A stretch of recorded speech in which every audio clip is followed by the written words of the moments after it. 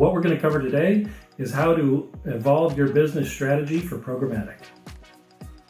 No, programmatic is not the end of direct sales. We do absolutely see a value between the two sales strategies coming together in a unified sales strategy to the marketplace. Each one allows you a different means to optimize and grow your revenue. And here's how we suggest going about setting your programmatic strategy. Let's talk a little bit about training your current sales team. So your current sales team should be strong sellers of your current inventory to traditional out-of-home buyers. When they're going after digital budgets, they need to have an understanding and speak that language of what's valuable to digital buyers. So there should definitely be a portion of your investment that goes towards educating your current team into that digital media buying landscape. Sales today, even on the digital marketplace, is still about a human relationship. Your inventory is still available. It's available to buyers today. They have a lot of decisions, a lot of inventory across a lot of media types that they have a choice to invest in or not. By having a programmatic sales team that's having an outreach strategy to digital buyers, you're ensuring that those buyers are comfortable with the type of inventory that they're going to get, keeps your network top of mind, so that you continue to build brand awareness for your network. There's value in that.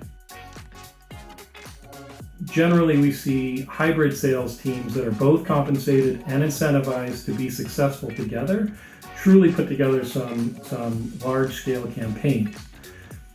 We see that digital sellers that focus on digital budgets alone help bring new revenue to the marketplace and to your obviously your top line number that traditional sales teams may not have been able to access directly previously or even today. So having a digital strategy is key and critical to growing your digital sales. The CPM is a cost per 1,000 impressions sold. It's the base minimum currency for evaluating different types of inventory alongside of each other. So setting your CPM is a strategy that you should use for attracting new buyers based on price, but also optimizing on higher level CPMs for more premium inventory and optimizing your revenues. When setting your CPMs, there's a few things to consider. First, might be any insights that you might have about the audience that you have. So having a solid media kit is going to still be important today, even in the digital marketplace, because they're going to evaluate your inventory and look at your CPM, and you're going to need a means by which to provide additional value than just the total impressions. So targeting capabilities, right? So your ability to deliver a specific audience and their target audience will allow you to drive a higher CPM. So when you're offering different levels of guarantee, yes, that's going to drive your CPM in different directions.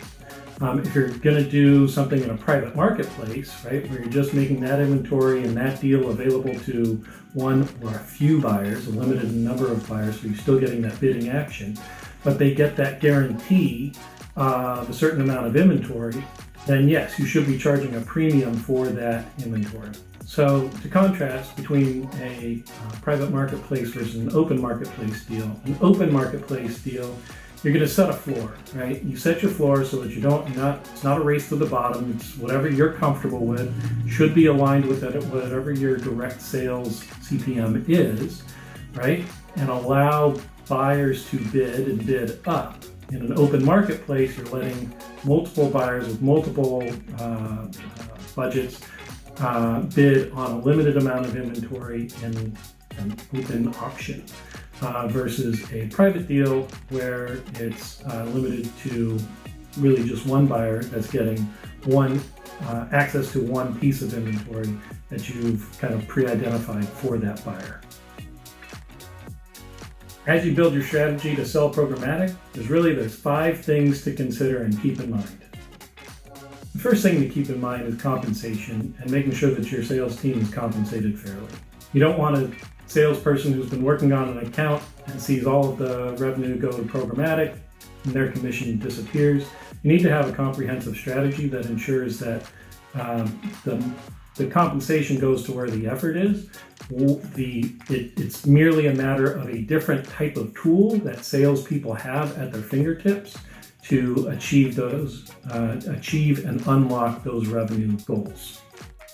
Making your inventory showcase properly is key and critical. Buyers do buy inventory based on what they see that transacts through the platform, which is locations and inventory and a little bit, some pictures, and obviously audience information.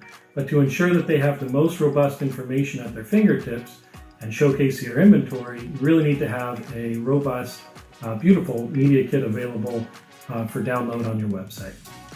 Definitely one of the key critical things to remember is to have your sales team trained on Programmatic and understand what the programmatic and digital buying landscape looks like so that all of your team are selling effectively at all times. So it's important to nurture your DSP partnerships. Think of them like another set of customers, right?